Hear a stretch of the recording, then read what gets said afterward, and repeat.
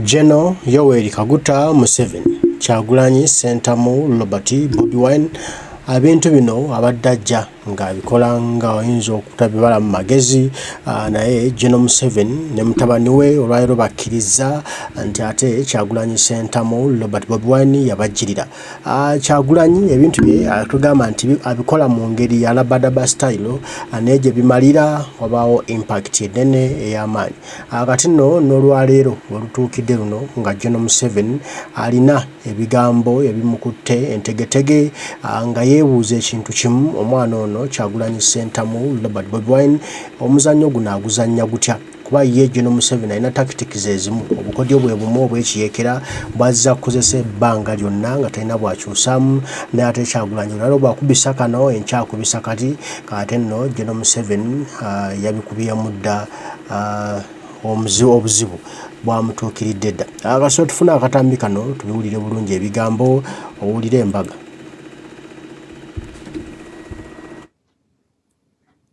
So, baganda bange, ekintu ekirala kye tulina okukola mweno stage tukimanyi nti Nakyemalira gwe tulwanisa naye agezaako okussaawo ebintu ebitakkiriza abantu bano kwegatta bannayuganda kwegatta ayita ku saidi zonna ayita ne mubambalanga bwe tuli n'abagamba boogera bye twogera era abagamba nti bali ku ludda lwe tuliko naye mu revolution akasengejja kagamba nti fe tusengejjeza ku bikolwa byo kwe tubalabira ebigambo byo bigattako kyenkana ki era byawula kyenkana ki because in the end oyina okujjukira nti unity is a weapon we have to employ in order to overcome the obstacle, and that obstacle is the junta.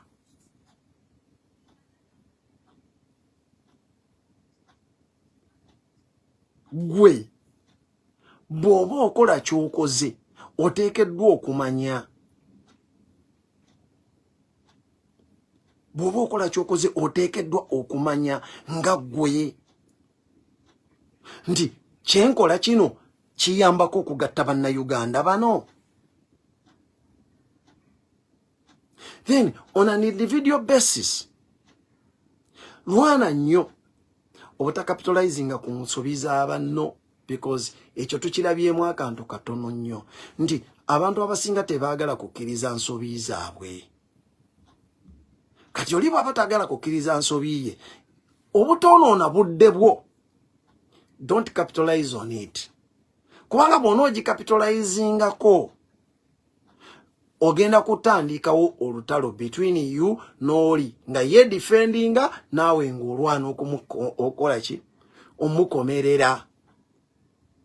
So mukana akaseera ku kino tujjukire bujjukizi nti in the end mu bikolwa byaffe tuyina reconciliation where everyone will be responsible to answer for what they've done during the struggle time. Ekyo kikkakatako. Then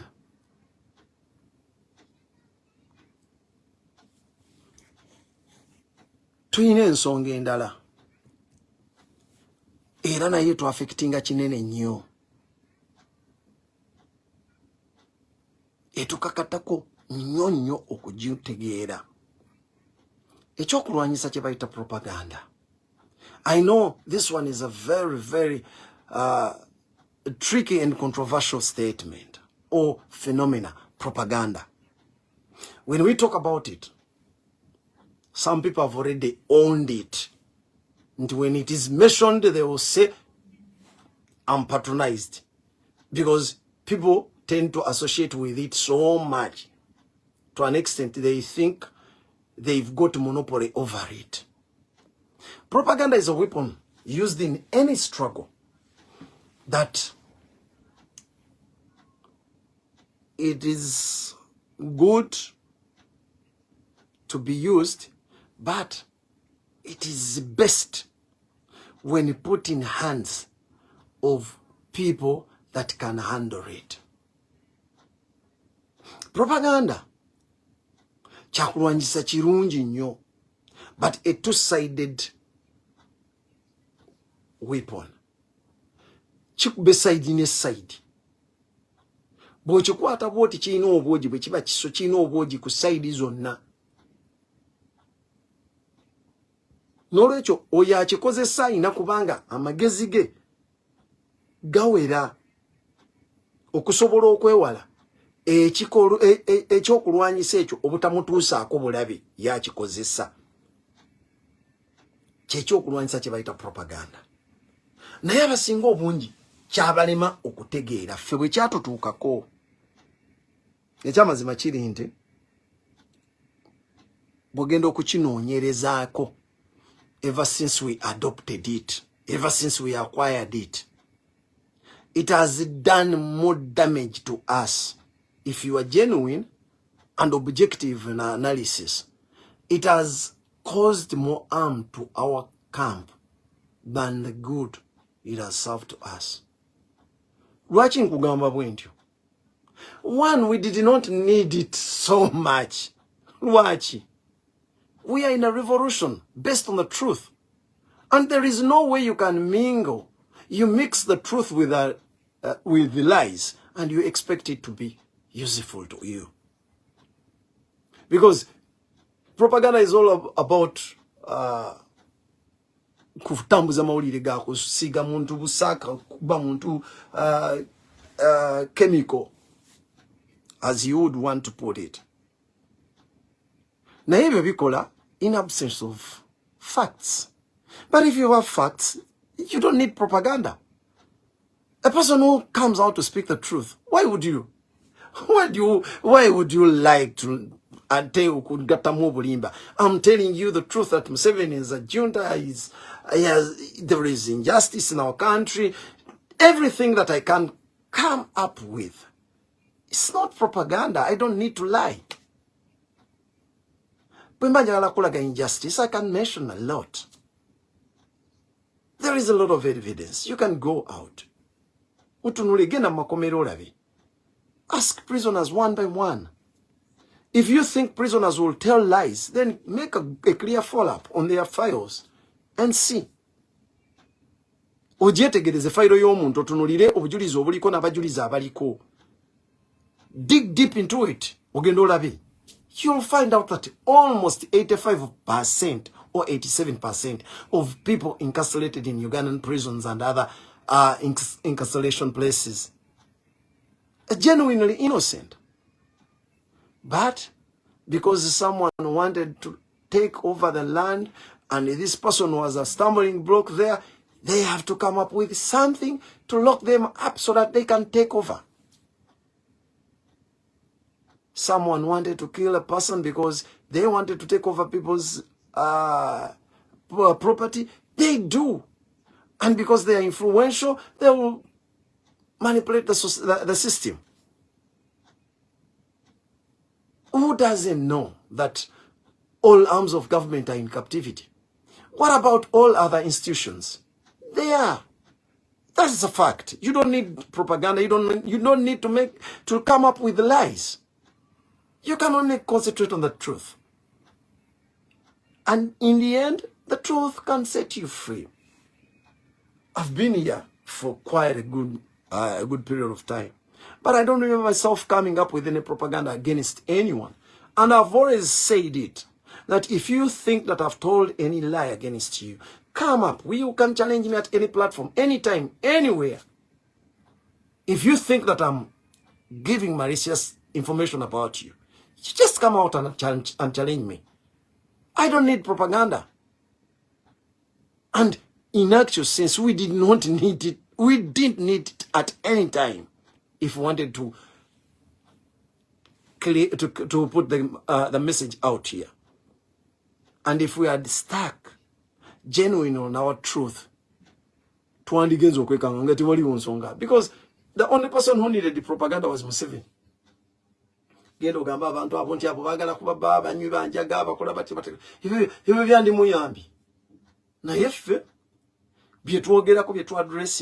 We are here for justice, and just tell me, pick at random, anywhere. Okay, don't about justice, really. We're talking about poor infrastructure. Do you need specs? Do you need binoculars? There is a poor infrastructure. Is the inflation not felt? Can't you feel it? Can't you realize it even if I don't mention it? You just go there. Just spend there a week. You can tell by yourself.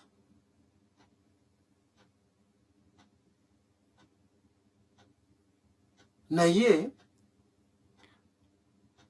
twalemerako because ichajja kiseera ekyo. I know we were amateurs in the game. People saw it as an opportunity. What did it do for us? It attracted very many followers for people who are using it. It attracts a lot. Very many people still think that we are in a revolution or we are here on social media for entertainment. Many come here to pass time, others to kill the stress. But not at least, not to pick anything useful for us in the struggle. And the impact is that it has kept many of our people in a slumber land. Propaganda atuyambyeko kinene nnyo kuma abantu baffe mu bwongo bwebafu. Because you derive satisfaction, the false satisfaction, from the false information you get, and you get comfortable. What do you gain from there? Every now and then, someone will come up with a propaganda and promises you a clear win over Museveni. Tugenda kumujjako era abaana bakitaddewo ennaku z'omwezi 12 bagenda kumutemamu. Museveni agenda kuvaako akagere yafudde jjo bamuziika luli simanya atadde. And you find people comfortable. Only to find out nti nnaku zituuse nga tekiriiwo. Omwoyo gwa revolution gwe gugenda gufa muli. So for those of you who thought that it is working for us, that is the truth.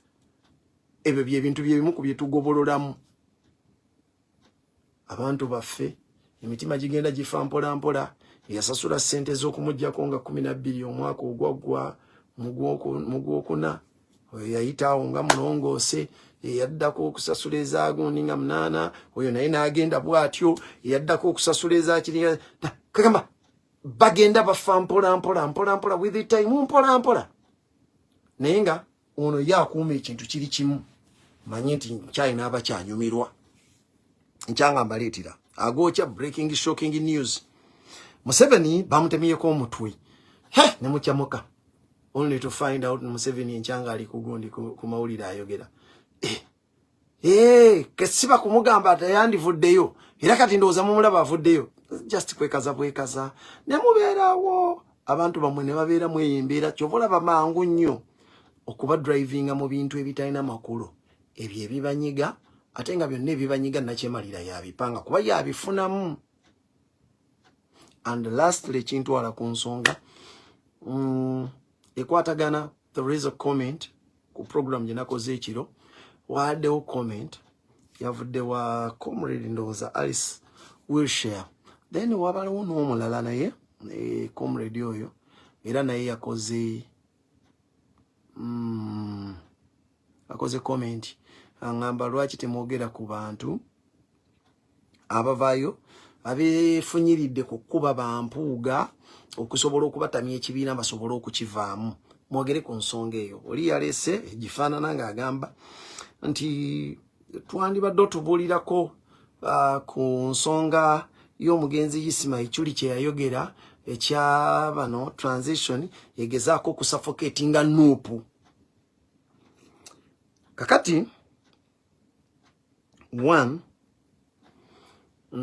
nga ntandika n'ekya Isima omugenzi. Isima appeared to be a good analyst, but he was open. Katonda kye yali abayambyeko nti from day one he was open. N'abagamba is not for the struggle, he is against it. How then do you expect A person like that to come up with anything that has got a positive impact on what you pursue. Ebintu ebisere ebisinga abantu bye batuleetera ebitujja ku mulamwa bitulabikiranga ebirungi gye tuli era bitera okwapiyalinga bwe bityo. Nakyemalira gwe tulimu is one person eyayiga society okugicontrollinga, especially with the flow of information etambula mu bantu. Era bw'aba alina kyayagala okukwata society, he can come up with a person, agent gwayagala gwakozesa mu mmwe, asobola okumuwa n'amuwa kwakyo kyayagala okupreparinga society for bad news, n'amuwa amawulire amatuufu g'ebyo byagenda okukola. Kyovola babannammwe bangi nnyo babeera bold enough n'akugamba bw'owakanya byenkugamba nze information njijja ku source, nga source under normal circumstances abeera oyo yennyini kabwejongera ateekateeka bino, and that is none other than Museveni, because even people that subscribe to his movement will come up and tell you broadly and blatantly nti munnaffe oyo ye vision bearer w'ensi yaffe, ye vision bearer w'ekibiina era teyeesimbwako, yategeera ffe abasigadde tetutegeera. At least everyone that subscribes to NRM accepts that. Everyone that subscribes to NRM accepts the truth that Museveni is their vision bearer. Museveni is the only person that is accepted to use the brain. The rest will have to follow as he delegates. And that is the real reason as to why anyone that subscribes to NRM can say anything irrespective of their level of education. Wosisinkana omuyi w'amagezi ono akitambuliza ku mumwa buli ddakiika byayogera based on our level of education, the level of integrity and whatever. Tekiyina njawulo na dokita bali omu nsi kyagenda okwogera. Tekiyina njawulo n'abalala bonna bajja ku soosi nebawe ekyokwogera era ekyo kye bajja ne batembeeta. Tewali alina budde bwa kirowoozaako, teriyo n'omu. Kati mu mbeera eyo toyina bw'oyinza kuŋŋamba nti at a certain point omuntu asubscribing to that level, to that ideology, school of understanding, asobola okuvaayo akugambe nti ate mmwe abalwana okugjawo ekyo atajja obbawo amagezi n'okubayamba mwekengere ku ekyo kye muteekateeka. Naye ng'omukujjukujju bw'abeera ajja kufumbafumba kifumbefumba ategere ki ekiyinza okwanguyira okutegeereramu, ki ekiyinza okwanguyira okugoberera, n'akikufumbira n'akuwa version ennyangu ey'okutambulirizaako. Ensonga lwaki bangi nnyo baakimanya nti these old politicians that came, the experienced politicians, are a threat to us for the fact that they've worked in the same system with the junta before we reacted. It is very easy for us to be skeptical on whatever they are doing. So kikuwanguyira singa omuntu ajja n'akugamba nti naye lwaki teweekengera mpuuga oyo. Jaffa bw'oŋŋamba ekyo nga nzijukira naye mpuuga ono abadde mu system okumala akabanga, oba oli awo kamwekengeremu. Kati omulala byaŋŋamba byonna ebyongerako awo nyinza obutaba na bwongo buddamu kugumiikiriza ne nzijukira kali abo tebaagala tuveewo. Kati bino ebiddako byonna tampa budde, because they will always keep you posted with a lot. Ate bakimanyi bulungi nti ffe tuli bangu bakukangamu ne twekolera omulimu omulala. Abantu bangi nnyo wojja n'obakanga mufano mu struggle yaffe, n'obakanga n'akantu go kateekawo buteesi ka statement ne bw'okateekawo awo n'otambula. I have a comrade yayinanga omuzoogwo naye yaŋŋambanga nti nze muba muli njagala okuyombya abaana ngenda nenkola posti yange nemala nengweri nenebaka ne babeera okwo ne bayomba ne bevuma ne bakola kiki ne banvuma ne bakola biki ngenda okuzuukuka nkomawo kubanga ye abikola oluusi nga nnyuse obudde bwe bwawukana n'obwammwe abikola nnyusi nga agenda kwebaka n'akikola n'agwa mu buliri ne yeebaka n'abaleka ku social media nga mulwana muyomba mumuvumye mukoze mutya n'azuukuka enkeera ng'ekikwewuunyisa agenda okujja enkya akola programu nga ne bye yakoze ku social media alinga nga atabijjukira naye nga mwe yabataddemu akantu ako. And that was a stage gye yali ayitamu mu kiseera ekyo nga ye anyumirwa kulaba nga mumuvuma anyumirwa kulaba nga abantu baneneŋŋana awo oluusi ng'ateekawo ttiimu emuwagira n'etandika okuyomba ne ttiimu eyeeri ne mubeera mu oyo katemba. Ebyo ebintu tubitambuliddemu for almost 4 years now. Kati ne bano bapologisi bannakyemalira kye baalina okukola kyekyo bagenda ne bakizuula nti tuyina phobia ey'abakulembeze ababaddewo ate ng'entalo z'ebyobufuzi bwe zibeera era bannabyabufuzi bannakigwanyizi bangi nnyo abakozesa abantu baffe okusinziira ku kuba nti okumanya kwaffe kutono mu kintu kino nga bwe kibadde era bangi nnyo be mulaba batambuza ebintu.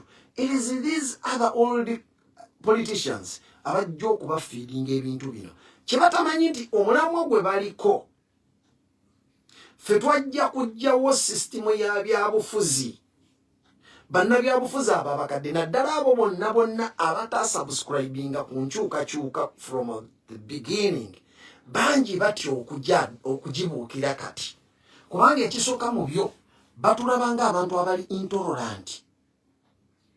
Kati kye balina okukola is to make sure nti they antagonize whatever we are trying to build so that tekiba na mulamu omusingi mugumu.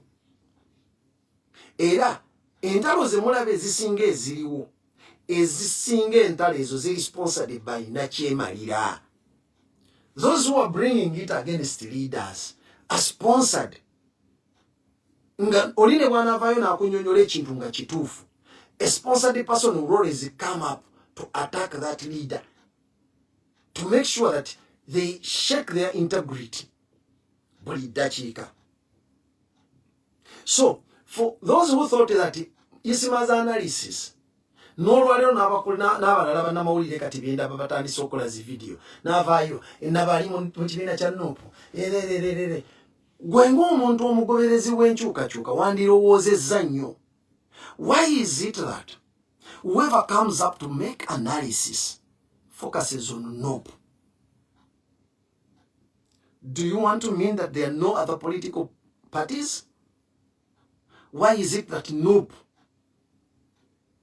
jibagala okutimba? Because they cannot portray nope in a stable picture, in a progressing picture.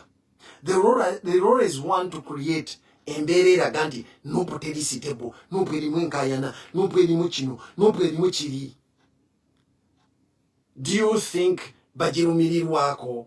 Golowooza kyekyo ekiriwo nti bagirumirirwa bajagaliza? But because they are paid to make us busy, ekibasasuza kutufuula busy always, they are paid to make sure that they cause a fracas between us. Tubeerewo nga tulwanagana buli dakiika, tewaliwo concentrating, tetwagala kuwangana bitiibwa. Yes, ekitiibwa sindi tulina kukiwa buli omuntu, tekiri one-sided. It is a give and take issue. Buli omu akigabira munne, naye mwe tebabakkiriza kukyewa because you cannot. Buli dakiika ng'oli agenda kugamba mpuga yabadde ku kino, gundi yakoze kino, Ssenyonyi akoze ati, gundi yazize bw'ati, gundi akoze bw'ati, ne mukubaganya abantu, abamu ne mutandika okubaganya abakulembeze n'abakulembeze. Naye nze nja kwapiiringa ku bakulembeze baffe mwene embeera. Okusooka mu byonna, ekibayisa abakulembeze ng'abakulembeze kwe kuzuula kwaffe nti mutusukkuluma mu kokko ku kutegeera mu mbeera gye tuyitamu. Mukozese ekyo Katonda kye yabawa okulondebwa okwo kwe mwalondebwa ne tubalondobamu nga mmwe. Kuba ne wali ne bwaneekwasa nti twabalonda tetumanyi kubanga embeera yali mbi biki. Mmwe be twalonda nga tulaba mutusinzeeko okutegeera. Prove us right. Nti tetwakola nsobi. Mube banywevu mu mayengo ge tuyitamu. Because with your experience, muteekeddwa okukimanya nti omulabe gwe tulwanyisa tayinza tuganya kukakkana. Ate mulina okukimanya nti ffe be muyamba be tutambula nammwe tulina okumanya kutono. We can easily be manipulated. I will be disappointed in any leader abantu gwe baalonda ne bakukkiriza obakulembere mu kino ekiseera kyekyeya kye tulimu mu mayengo gano ag'ebyobufuzi ge tulimu, nti you can fail to acknowledge the fact that you're leading people that are gullible, that can be manipulated at any time. Then you lose your temper, nga omulabe wo kyayagala okole, and you decide otherwise. It will not save you from nothing. Even if you fail the struggle in this first stage, I can only assure you that we shall resume and we shall continue to pursue the ideology of liberating the country, even if you all choose to join the junta. So, to save yourselves as a sign of rehabilitating yourselves from the past mischiefs that political players have caused to the society, it is paramount that you stick to the cause. Persevere, especially from the torment you're going to receive or the ones you're receiving from us. Because we are a gullible society, people with little knowledge of how these things are done, dealing with the people that have been in the system for over 3 decades. I think you can tell where this comes from. Era mutusaasire mumanye nti n'abasobodde okulwanako ne tusigala nga tetunnabalumbanga bwe kiri. Tulwanye nnyo mu ekyo. Ne bannaffe ababalumbye ne babakuba ne bakola batya, mubasaasire, okumanya kwaffe kutono. Muganda wange ayagala enkyukakyuka. These leaders are not a problem, especially when they choose to stay in line with what we are pursuing. For those leaders that have chosen to frustrate this struggle, at least you can tell by their actions. Leave alone the propaganda and the malicious information that is rattling around social media. N'emikutu gya media emirala. Because emikutu gya mainstream media, emikutu gyonna tewaliwo omukutu n'ogumu. N'egyandibadde nga ogwa CBS ne BBS. Abantu gye bandirowoozezza nti tegiri nani partisan. They are all partisan media houses. Lwaki? They've got a regulating body that works for the junta. Don't expect them to do otherwise.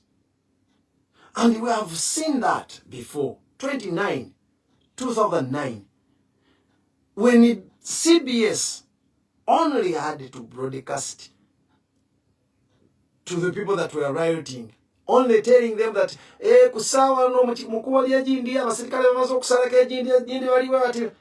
Only that cost CBS 13 months of air.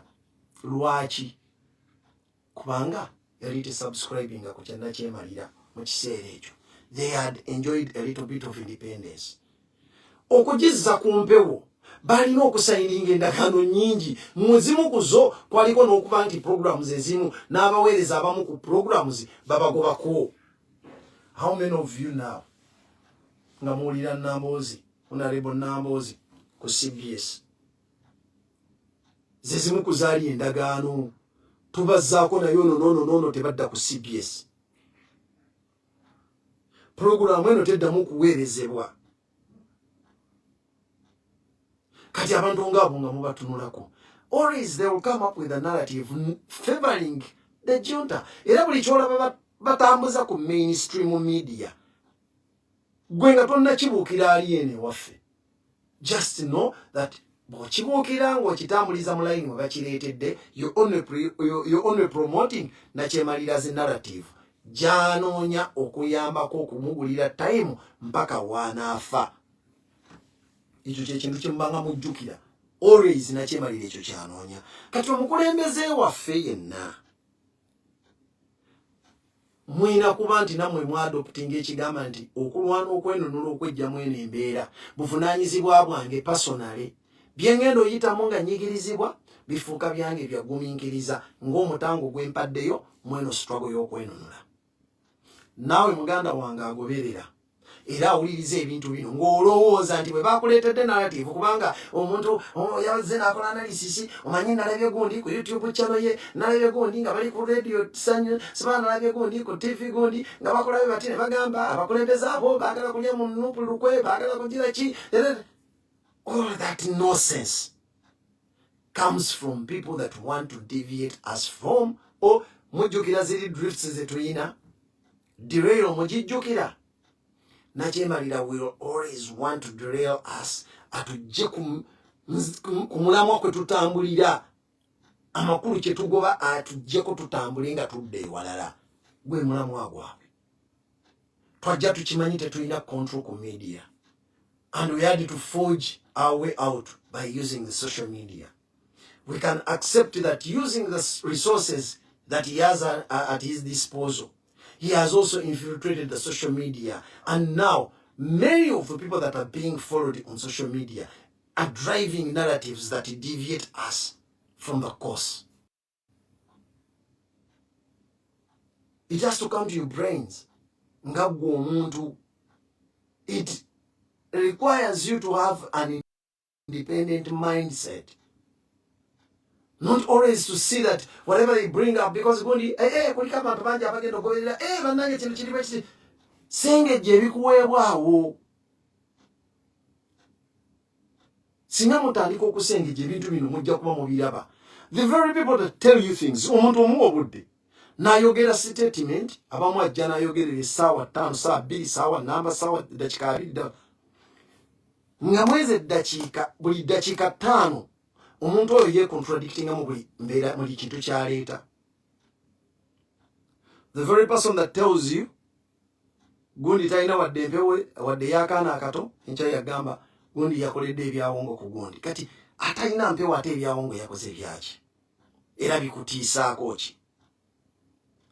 Akubuulidde Mayiga bamugobye mu bwakatikkiro, Kabaka yamugobye, era Kabaka essaawa ya leero Mayiga ne Kabaka ne bw'aba alina kyakola tamulaba. Bwe bavuma Kabaka nti Mayiga obeera otyawo, ne bavuma Kabaka nga tolina kyokoze. Kati Kabaka gw'atalaba ate akola ki ekigenda omugasa?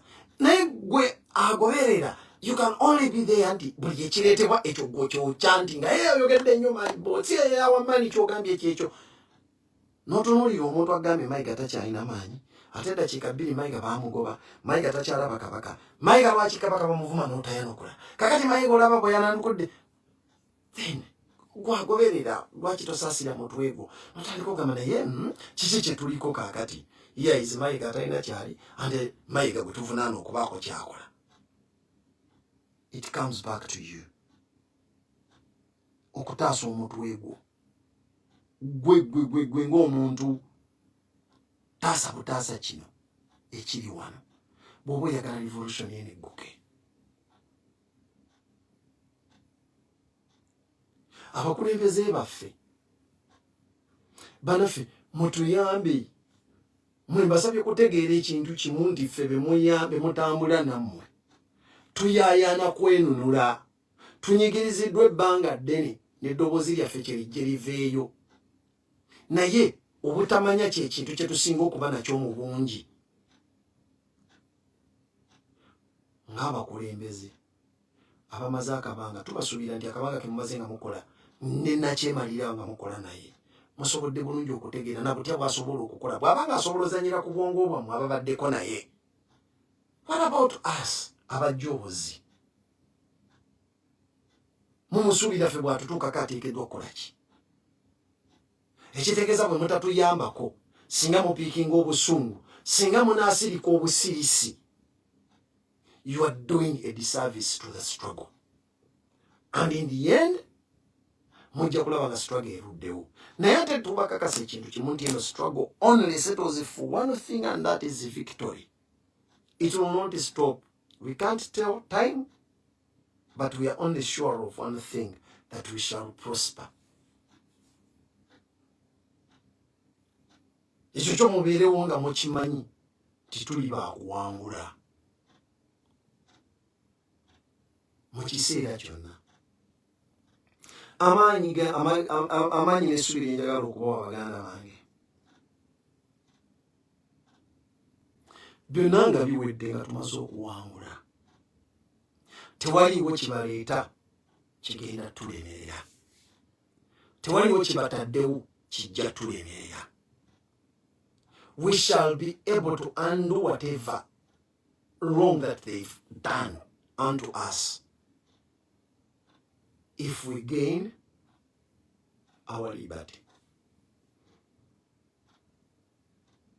If we have in control the instruments of power, we shall be able to dictate upon what we want to do, what we want to believe in, how we want to be governed. All that can be dictated upon by us if we gain the instruments of power in the society. Before that, ne bwe tunaabyogera nga tetunnaba kufuna buyinza obwo. Obuyinza obwo nga tebunajja mu mikono gyaffe. Oli ne bw'anaakunyumiza ebibuuzo ebinyuma bitya, you will not live to realize nothing.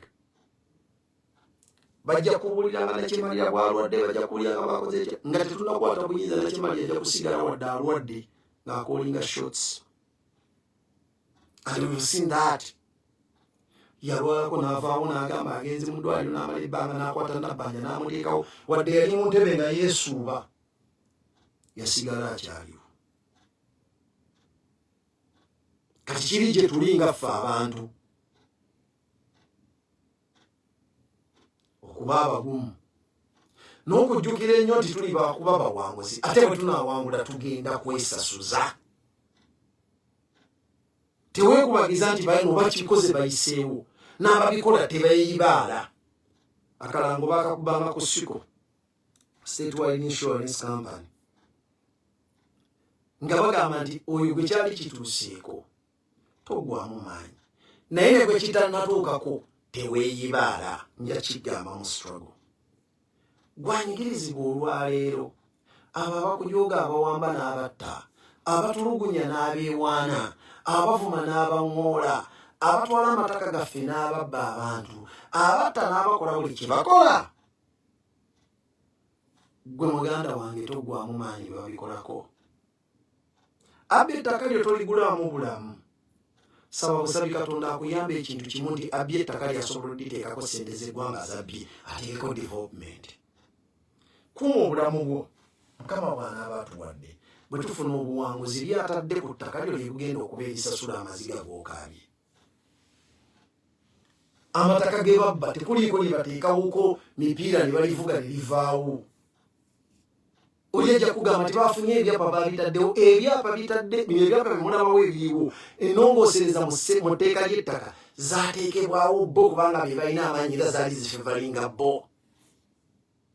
Bwe tunaamala okukwata obuyinza bwaffe, abakwayalinza ettaka mu mateeka g'ennongoosereza zaabwe ge beeteerawo, tujja ziggyawo, tujja zisazaamu, ettaka teritambula. Kyataddeko kyo gy'ogobolola, tolwana naye kugenda kukuttira bwereere. Kati bye bakozesa abantu bangi nnyo mu makomero omwo, ng'ekyamusibya ttaka lye baali balyagala. Bwe yateekawo ekibuli ne bamuteeka munda, fayiro baagibuza.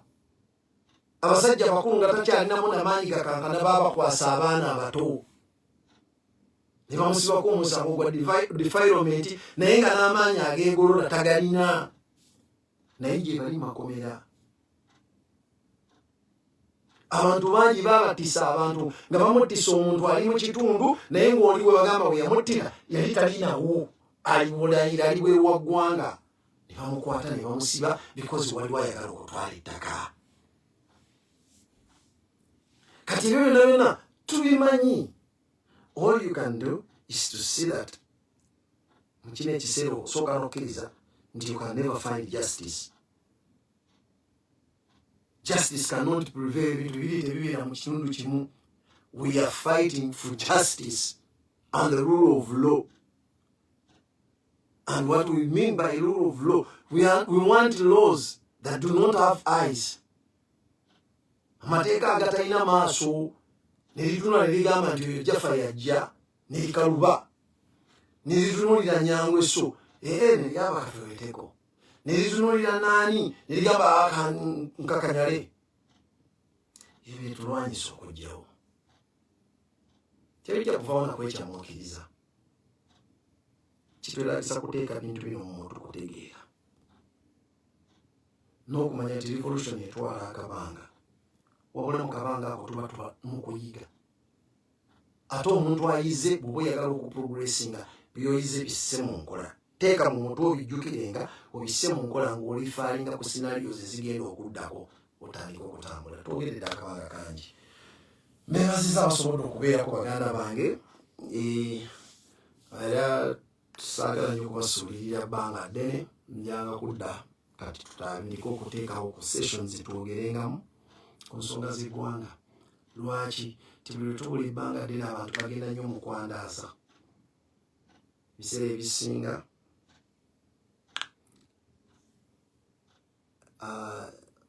ebintu ebyekisiru bifuna omukisa okwandaala singa ebyamagezi bisirika oba bibulawo oba wadde bintu bya kijega kwandaaza.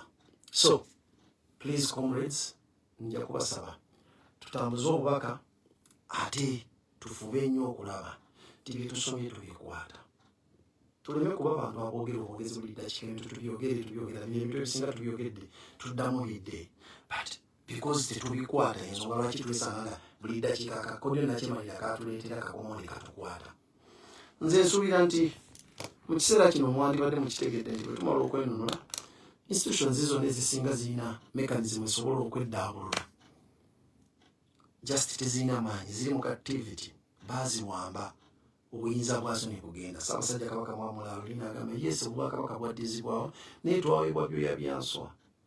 For young people who do not know about that, a statement of ebyoya byenswa Kabaka agibaddiddemu mu mulembe obadde gutagoberera byafaayo. Naye yo statement y'ebyoya byenswa yayogerwa dda twali tukyalina mu primary. Statement y'ebyoya byenswa yayogererwa. Actually yayogerwa mu kiseera twalimu era obutabanguko obw'omumbejja oyo awangalira kati mu America ne banne we baatandika okutabangula obwakabaka nga bagamba Kabaka si mwana wa Muteesa. So people who think nti bino bye mulabako bano abalumba Kabaka nti bitandise butandisi, bano mulaba bavoola obwakabaka bana they are only people putting on all issues. Engato zayambalwa dda abantu ne bazitambuliramu, but they've never managed to overtake. They've tried to undermine the monarchy, but it is not easy. For all those people with the resources, institutions that had resources and superior resources failed out on Buganda. Don't expect that anything. Buno obumpo bwoko bwe bakozesa essaawa ya leero tekuli kasobola kuwangula, bwonna ne bwe bwegatta. Buganda lwazi. We can assure you that. Buganda lwazi. The only thing I can assure you is that tugenda kuwangula eggwanga, and whoever at any point eyemoledde ku ngoma, whoever, oba oli mulangira oba oli mumbejja oba weeyita kiki oba weeyita kiki, kyonna kye weeyita, we have you on record. We shall come, inshallah. Mission is 2021. It's a mission of liberty that settles for nothing other than victory. we assure you that we shall win. And that is the only thing that can put an end to this struggle. So whoever has been paid to undermine it, you're wasting time. Just know that at a time X, we shall come and we shall overcome that. But remember, the revolution ends with reconciliation. In a reconciliation, it's a payback time. Be aware of that.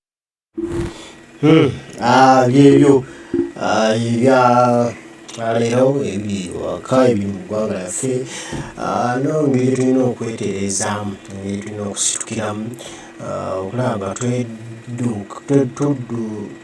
twedduukirira okusobola okugoba abantu bano abali mu ggwanga lyaffe abajja okulisaanyaawo bo omulimu gwabwe gwa kusaanyaawo Uganda so si gwa kugizimba nagikulaakulanya okulanga bannansi bakulaakulana wabula okubasaanyaawo. Kati n'obuvunaanyizibwa bunange okulaba ng'ensi yaffe tugitereeza era tugibulamu abo abatagyagala so nfuna abantu abagala Uganda ate nga bampala. Mbaagala nnyo mwenna abaliko mwebale kubaako mwebale kwagala Uganda yaffe Mukama Katonda nsaba bankuumire tujja kuba tuddamu tubigambe mweraba.